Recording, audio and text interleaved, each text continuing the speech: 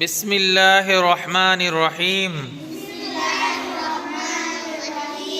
தொழுகையின் வெளிஃபர்லுகள்.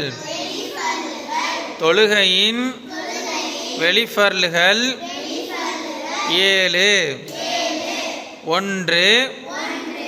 உடல் சுத்தமாக இருப்பது. 2. உடை சுத்தமாக இருப்பது. 3. இடம் சுத்தமாக இருப்பது. 4. மானத்தை மறைப்பது. 5. தொழுகைக்கான நேரம் இருப்பது. 6. கிப்லாவை முன்னோக்கி நிற்பது. 7. நியத்து செய்வது.